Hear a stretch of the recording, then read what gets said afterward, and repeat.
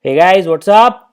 So we will be dealing with some cheat codes for solving MCQs. There are various cheats in life which you can use. They are not unethical, they are highly ethical. Don't worry about the term. They are absolutely ethical, and they're presented by me, Dr. Roman Saini, and this is the YouTube channel, An Academy. So moving forward fast, disclaimer is that all the advice which is given by me in this tutorial are completely personal, sir and ma'am, and are to be adapted only if it suits you. Okay. If it does not suit you, please do not adapt it. It may differ from person to person, but 85 to 90% of you who are intelligent and who knows that these tricks will work will adapt them. There are 15% of you who are skeptical about science and probability and maths. They think that this is all crap and they do not work. Happy birthday to all of you. Anyway, despite contrary claims, negative marking is a very good thing because it can eliminate wheat from chaff through a method which is called as winnowing. You can also do that, but UPSC do it in another way called as negative marking, and anyone, I'm telling anyone, can exploit it to one's advantage. Okay, UPSC takes advantage of it by eliminating the non-serious aspirants, and serious aspirants eliminate the other serious aspirants using the negative marking. And disclaimer is I do not encourage cheating. Anyway, moving forward, what I want you to tell is please do not go inside the exam hall with a preconceived notion. ये याद रख लेना अच्छे से. Do not go inside the exam hall with a preconceived notion, because if the paper is hard, what will happen is you will not be able to solve even 5% of the questions with surety. अगर मैं paper बना दूँ, if I am to make the paper, then even 5% of the questions you will not be able to solve, okay, with 100% surety. And if the paper is easy, again, if I am asked to make the paper, you can easily attempt 100% of the questions. I'll give you the examples. So usually, and again I'm telling you, no, it is not usually, it is almost always, it is not the question. Again I'm repeating, it's not the question. This is the first learning of the day which makes it hard. Okay, question is not hard, it is the options which make it so. We are only talking about multiple choice questions with single correct answer. Okay, do not assume anything else. Okay, so now moving forward, what I wanted to say is this. See, this is an extremely easy question because options are very easy. So what is distance between earth and moon? See, any idiot can tell that cannot be 10, it cannot be 100, it cannot be 1000. 1000 kilometers, you go to Delhi to Mumbai, it will be 1000 kilometers. So it is 3,84,400 kilometers. You do not know the correct answer, but still you will get full marks. Okay. How do you do that? This is intuitive and this is called as elimination method. Is that understood? We will talk about in detail what is elimination method. This is the only proven method, and there are one or two more methods which can help you solve maximum amount of questions. See, I have seen geniuses failing these examinations, and I'll tell you two examples here. Rukmani, who got second rank about 3-4 years ago, she got 198 marks, and that was exactly the cutoff. Okay, is that understood? Ira, this year she got 206 marks while the cutoff was 205 marks. So can you see, these are very knowledgeable people who got second rank and first rank respectively, but they do not get good marks in prelims. Is that understood? अगर एक आध ऊपर नीचे हो जाता है, if 1 or 2 marks were plus minus, they would not have been in the list also. Is that understood? So I want you to get maximum marks. Doesn't matter if you are a genius, you should know these methods. They will help you a lot. Now one example of an extremely hard question. अरे तो वही question है. This is exactly the same question. What is the distance between Earth and Moon? But now, no Tom, Dick and Harry, even Albert Einstein will find it hard to solve it. Unless you are into study of moon and distances of astronomical units, it is extremely difficult to tell which one of the following is the answer. Okay, exactly the same question, but options have been changed. So answer is B because you have seen the last example, but otherwise it is almost impossible to get it correct. Again, see, extremely easy question. In which year Akbar was born, the great Mughal emperor? It cannot be 80 AD because there was no Islam back then. It cannot be 180 AD. Again, there was no Islam back then. Okay, Islam came in 7th century. 2015 AD, do you know that? 2015 AD, what happened? Obviously, you and I are not even born in that. Obviously, the answer is 1542. Again, you do not know the answer, but you will get full marks. Elimination method will help you get full marks. It is not essay type answers, it is not subjective answers. You can get full marks even without knowing absolutely zero about the question, but only condition is you should have pre-existing knowledge base. Is that understood? So this is the only requirement which we need from your side, some pre-existing knowledge, and you will be able to eliminate most of the options. See, again the same question, but it again becomes extremely hard. So the notion which people have is the question is hard or wrong or not. It is wrong. It is the options which make a question hard or not. Now you can't do it. It's extremely difficult. So you got the point, right? Options make it easy or hard. Now by changing the perspective, this is what UPSC does, by the way. They make options very very hard, but those with have decent enough knowledge base, they can eliminate easily. And there are two methods more which I'll tell you. And by changing the perspective and familiarity index, a very easy question can be made very hard and vice versa. Please remember this. How? See, is it extremely easy question? Yes, for most of the population of India it is extremely easy to tell who is the Prime Minister of India. Mr. Modi. Which Modi? Honorable Narendra Modi, Prime Minister of India. Okay, so answer is A. Now see this question. Who is the Prime Minister of South Korea? Except for some Southeast Asian countries, it is extremely difficult for an Indian person to answer this question. So I know the answer is Hong Kong, but you can't answer it. It's extremely difficult. Even if you Google it, you will find it difficult to answer it. Option देखने पड़ेंगे. So are you getting it? The hardness of the question is determined by options. It is not the question which determines the hardness and familiarity and perspective. Now moving forward, I'll tell you some prelims 2015 strategy. Going by the last 5 to 10 years question paper, which I have analyzed and I have solved at least 5 to 10 times each question paper. Yeah, I have a lot of free time. You should attempt at least 85 to 90% question. If there was CSAT also, I would have advised 80 to 85% questions, but now you have to attempt 85% at least. And cutoff for these two categories in prelims 2015 will be around 105 plus minus 10. Okay, this is my presumption. It can be less or more depending upon the difficulty of the examination and mood of the examiner, and adjust for other categories accordingly going by the past trends. Is it absolutely clear? Now moving forward, cheating in this video means that even when you don't know the answer, you can mark it correctly using an educated guess. Please remember, do not guess, use an educated guess and you can get full marks. It does not mean calling your phone or calling your brother's phone or using Google. That is illegal. Okay, don't use those illicit means. Cheating here simply means even when you don't know the answer, you get full marks. Even if you are a below average student who has difficulty in memorizing stuff, you can watch this tutorial easily and can benefit from it, and a lot I am to say. I have told this method to 5 to 10 close friends of mine and they owe me big time. They owe me treat, each and every one of you. But now I will be telling to thousands of you about some tools which I have developed after solving hundreds of thousands of questions, MCQs in last 10 years, and which in turn helped me in attempting 100% of any question paper. You put any question paper in front of me and I'll attempt 100% of it, even if I don't know anything about it. Okay.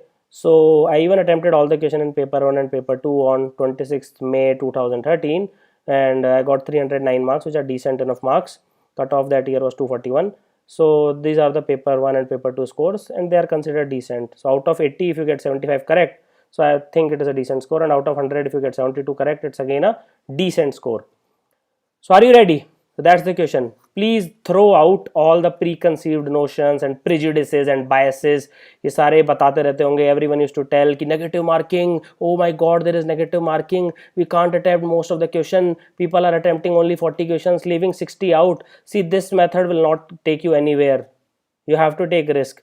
Especially, and I'm not biased, humanities people face this problem a lot, and they do not attempt much questions because they do not have any background in solving MCQs. While our favorite engineers and doctors, they can solve as many MCQs, and for last 10 years we have been solving lots and lots of lakhs of MCQs, and we know how to use such methods. So for humanities students, basically, who are about 50% of the aspirants, rather more, you should be able to throw out all the preconceived notion. Forget about anything which any person have ever told you in your life and follow these golden principles. I personally guarantee you it will help you. So first is the elimination method. Is that understood? Just simple, try to eliminate as many options as you can with 100% surety. Okay, जैसे Akbar cannot be born on 80 AD. Is that absolutely understood? So you can eliminate this option using your pre-existing knowledge base. And if you can eliminate just one option, you have 33% chance of getting it correct. Absolutely. 3 options are left. One has to be correct. If you eliminate 2 options, you have 50% chance of getting it correct. Okay. And if you eliminate 3 options, you have 100% chance of getting it correct. So even if you don't know the correct answer, suppose they ask you an essay type question when Akbar was born.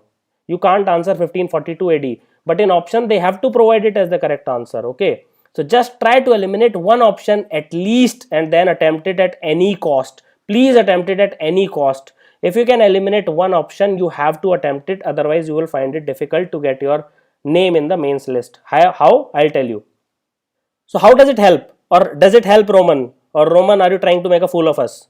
See, assume you don't know any answer, okay? You don't know any answer to all the 100 questions. Let's say a 2-year-old kid is asked to fill an OMR sheet. This is the first time he or she is writing. So if they do not attempt any question, they will get 0, right? Absolutely clear.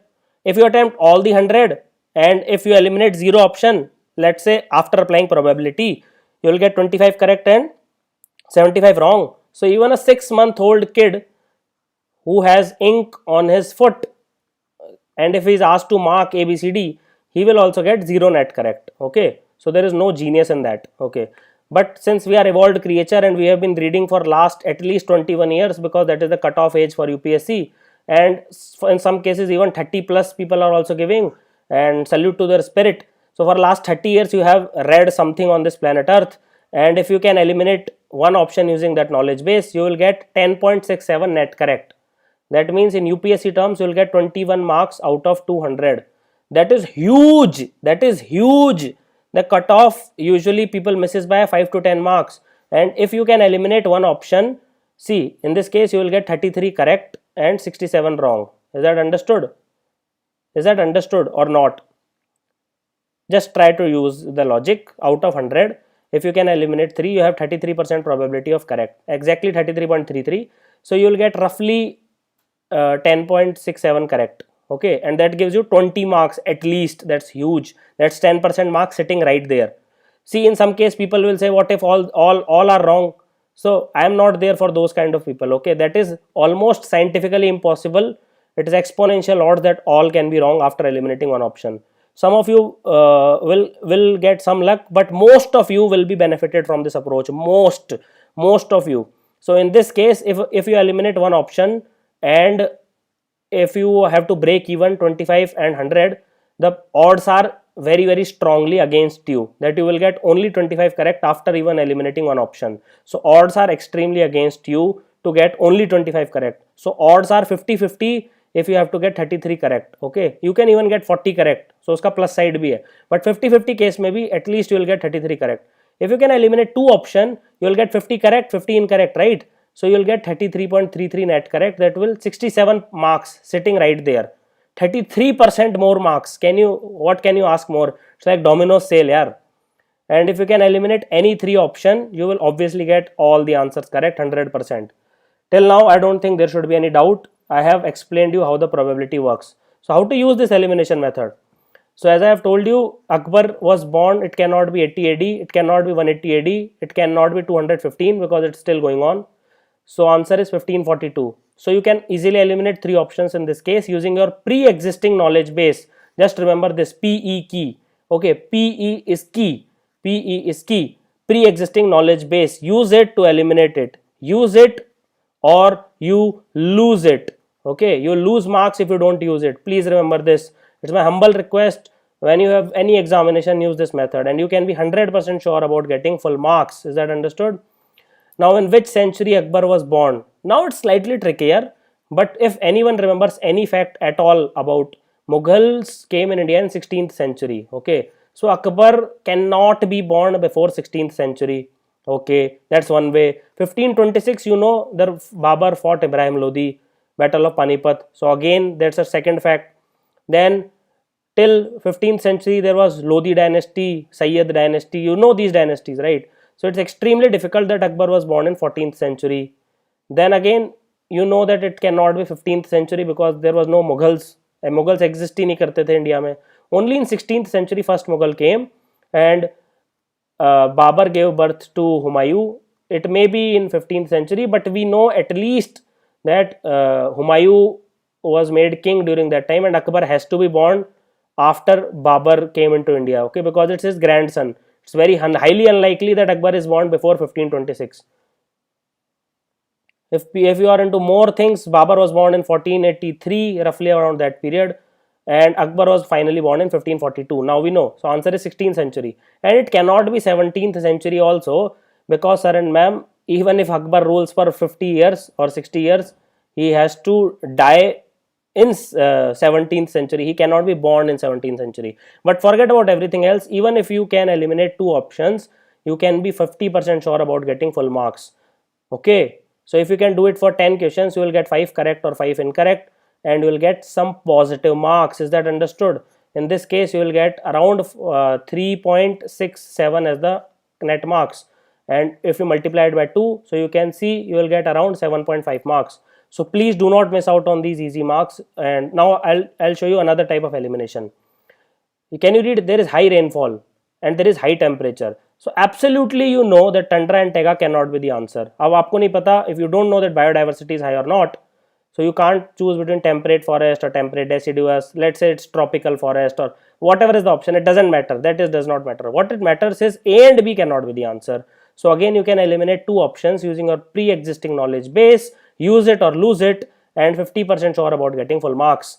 It's absolutely simple. There is no rocket science behind it. People are not aware about it most of the time. And now in which biome there is high rainfall and high temperature? Now tundra cannot be the answer. Tundra has permafrost. It has permanently frozen soil. So how can there be high temperature throughout the year? It's absolutely foolish. It's absolutely stupid to think about that. Now tropical deciduous maybe, temperate forest maybe, temperate deciduous maybe. You don't know, right? You don't know the answer. So even without knowing the correct answer, you can eliminate one option, at least one option, and can be 33% sure about getting full marks. That's all I am asking from your side. Eliminate one option. If you eliminate one option, you have to 100% attempt it. Otherwise, you are a fool. Okay, it's as simple as that. You are a fool if you do not attempt a question after eliminating one option at least. Now see this question. Let's assume you have never heard the name Lake Michigan, Lake Baikal, Nile. You have never heard these names, absolutely never heard. But you know that Ganges is in India. So answer of 1 has to be 4th. Okay. So 1 का answer 2 नहीं हो सकता. 1 cannot be matched with 2. Again 1 cannot be matched with 2. 1 can only be matched with 3, or C or D can be the answer. Is that understood? That's how elimination method works. I don't know 2, 3 or 4. I have never heard these names. Yet I can eliminate 2 options. Isn't that wonderful? You can't use that in subjective type questions. But we are talking only about MCQs. That's how we can read for mains later. There is a lot of time for that. But now, if you know that Nile, everyone knows that Nile flows in Egypt. But can you see now UPSC examiner will struck you. So even if you can eliminate just now, you can't eliminate them. But you know Baikal is one of the deepest lake of planet and it's matched with Russia. So 3 is 3rd. So if you know just 2 of them, you can answer. So answer here is C. But that is not the point. Point is, even with knowing one fact, you can eliminate 2 options. That's how geniuses work. They work in scarcity. There is no abundance of knowledge. In UPSC, there cannot be abundance of knowledge. Is that absolutely understood? You do not have abundance. You are always working in scarcity. Like in India, when you will become civil servant, there is a lot of scarcity of resources. You have to make the best use of them. Something like this, you have to make the best use in the exam time. That's what UPSC is looking from a serious aspirant. Anyway, I'll tell you one more last example, the kind of questions which are encountered.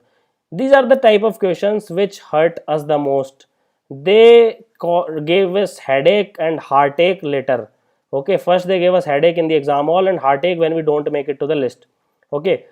Now see, this is one of the most common type of questions which are asked in MCQs. They will give you 3 statements and they will ask which of the following is correct.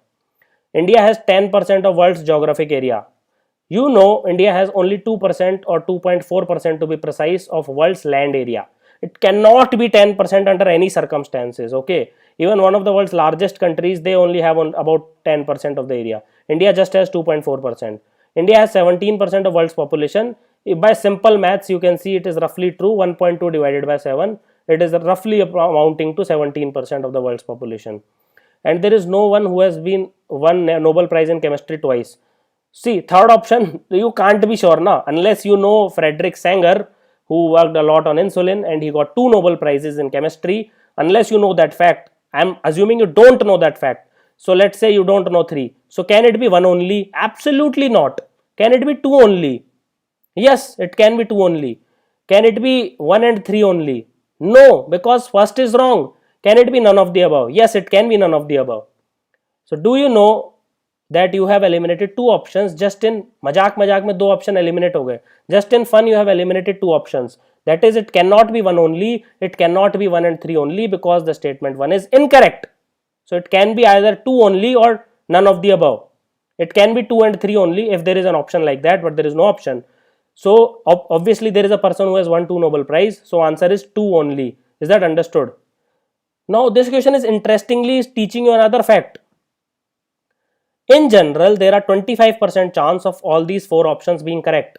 But when an option is none of the above, and this is I am quoting from a meta study. Meta study means study of study. They have analyzed billions of MCQs throughout planet Earth since the inception of MCQs, and they have come out with the fact that only 21% of the time none of the above is the answer.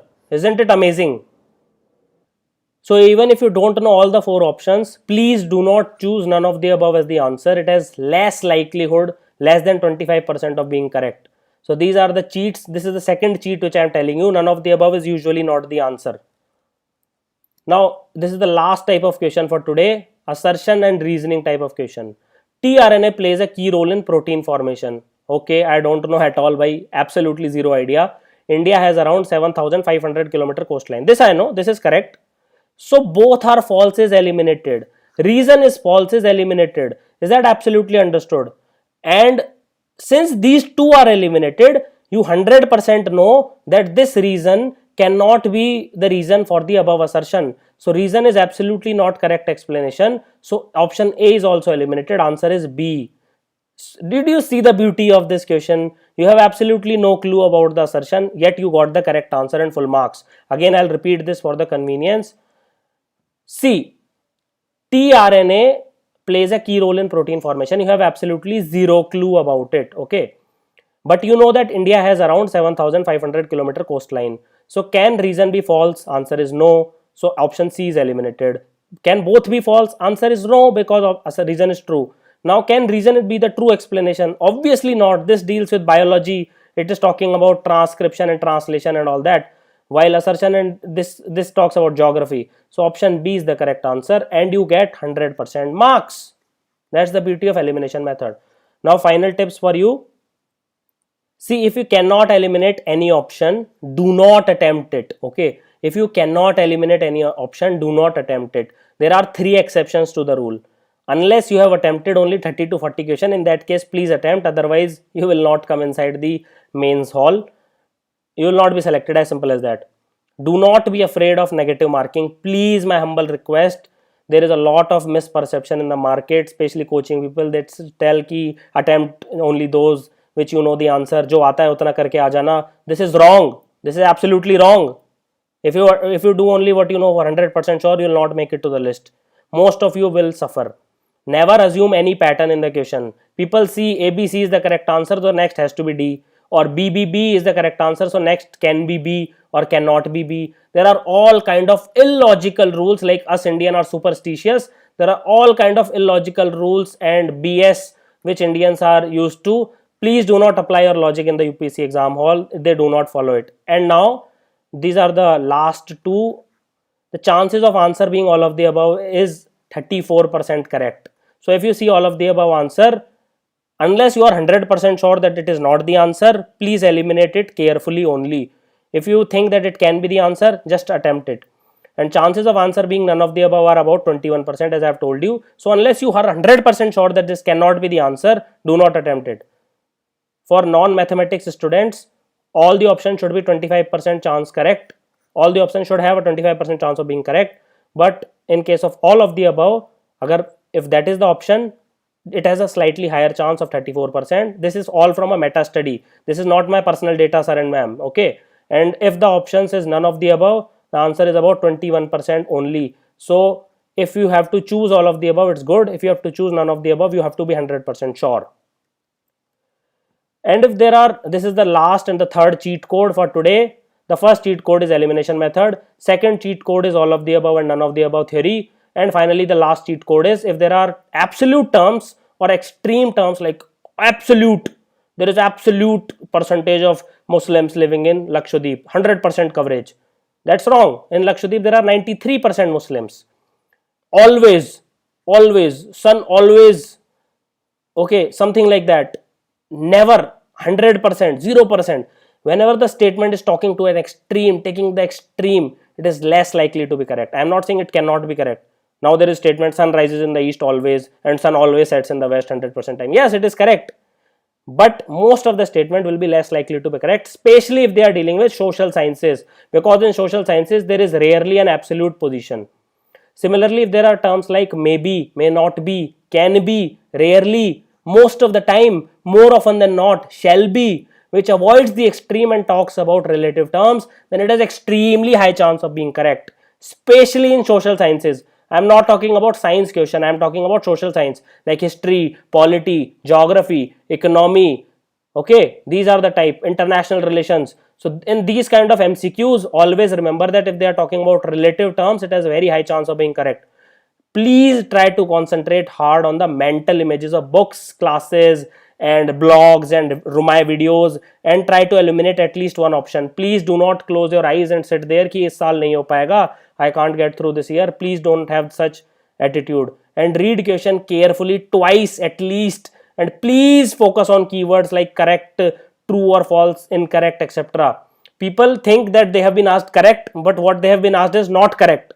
People think that they have been asked which of the following is false, but rather the examiner is asking which of the following is true, और इसमें cut जाता है.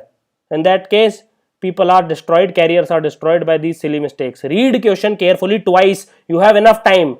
Let me tell you, any normal guy can finish the paper in 90 to 100 minutes. Anyone with decent knowledge base. So even if you take 10-15 minutes extra, does not matter. Okay, you should not leave any question, and you should read each question carefully twice. And finally, this is my humble request, all questions carry equal marks. Please do not have ego conflict inside the hall. This is very, very bad. Okay, do not waste time on questions about which you have no clue. If they are asking about diabetes mellitus, and if you don't know mellitus at all, please don't waste time over there. You can come on it later when you have much more time. So I hope it helps. It was just my small humble method of solving MCQs. I know I'll get a lot of crap from you ki you are genius and that's why you could have solved. There are lots of haters out there. I know that it will not go down well with most of you, but anyway, I just hope it helps. It doesn't matter to me. I just, even if I can help 10-15 people out there and who can qualify prelims through my approach, I'll be more than happy and my effort will be successful. But anyway, if you think that it was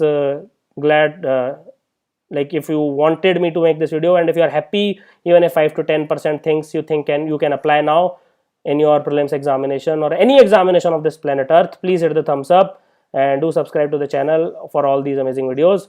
And I am forever indebted to my students, and thank you for watching the video, people. Have an awesome day and best of luck for the examination. Foड़ दो.